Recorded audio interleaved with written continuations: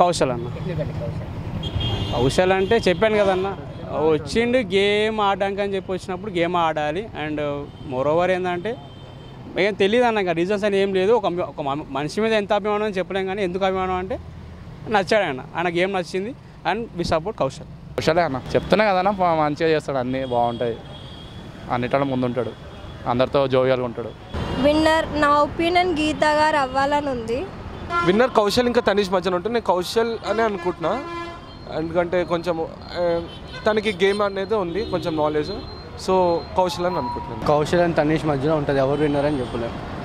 కౌశల్ పక్క, తనకి తన ఆర్మీ సపోర్ట్ ఉంది. Kaushal is different from all of them, is nice. I think నాకైతే maximum Gita మాధురే.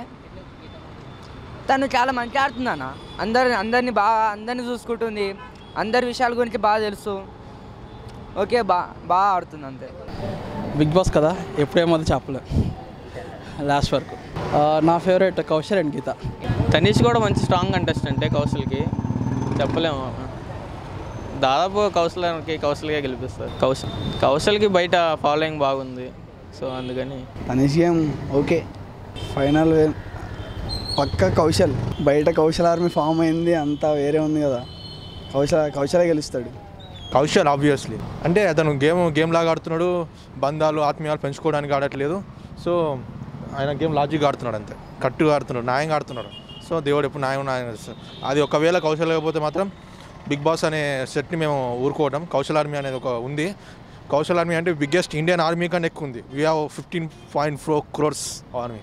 So we're going to rule it. Tanish game he's a good player, but like కొంచెము అన్నిటికీ అతి ఆవేశం, అతి కొంచెం ఎక్కువ ఉన్నట్టు అనిపించింది.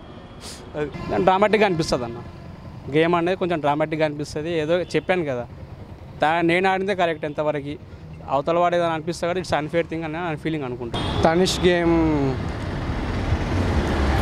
గేమ్ చెప్తుంది నాకైతే, మీతో అందరితో పాటే ఆడుతున్నాడు. రిషి అంటే సేమ్, అందరినీ ఎలా రిసీవ్ చేసుకున్నారు అలాగే చేసుకుంటారు, ఇంకేముంది కొత్త. రిసీవ్ అనేది ఇంకా సో వీళ్ళ వైల్డ్ కార్డ్ ఎంట్రీ, ఇంకా గేమ్ కూడా అయిపోవచ్చేసింది కదా.